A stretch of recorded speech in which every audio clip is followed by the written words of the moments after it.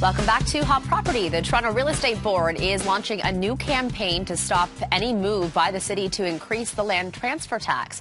TREB appeared before the City Budget Committee this week to convince councillors to reject proposed changes to the tax, saying they would add thousands of dollars for some home buyers.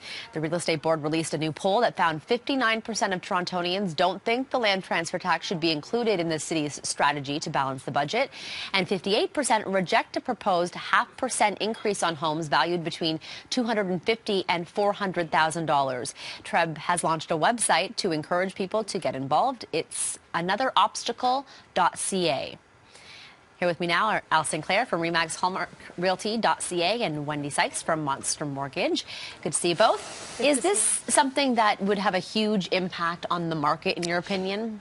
We've had so many shots at us that we've kept strong, and so this isn't really going to make that much of a difference. But I really feel bad for the first-time buyer. I mean, prices are where they're at right now, and now you're throwing this at them.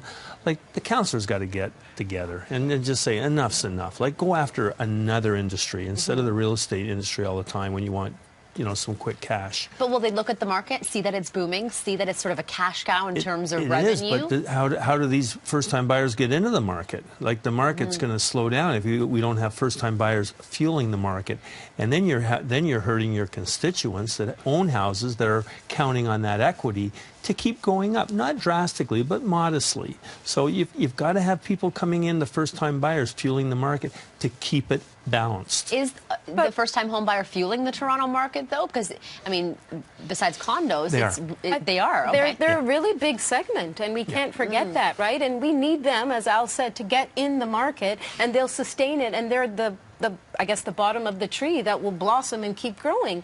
But there's a lot of first-time home buyers that have a difficulty coming up with the down payment already, and it's being borrowed or gifted from their parents. And now with these 2 land transfer taxes in Toronto, it's just another added $10,000, $20,000 that they need to come up with.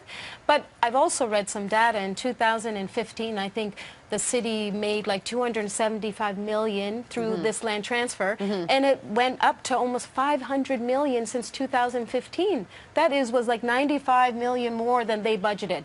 So whether we love it or hate it, it's not going anywhere. When they first increased the land transfer tax, though, the real estate market really slowed down. Right. So what the city did, in their wise ways, they actually hurt themselves because the money that they had coming in from the land transfer tax of normal sales slowed down. So they didn't have anything coming in, hardly anything coming in for about 8 months. And then luckily it turned around and the market was strong again. So they've got to remember back about, 7 years or 6 years ago when they first brought this in, it hurt the market. It could have the reverse effect for them. It could happen again, but in any industry, you need people coming in to move everybody else along. Not up, but along. That's right. It needs to be revolving. You can't have it as a halt, because that's just going to cause chaos. And I wonder, too, if it would push people outside of the Toronto borders for affordability purposes, and then boost prices there as well.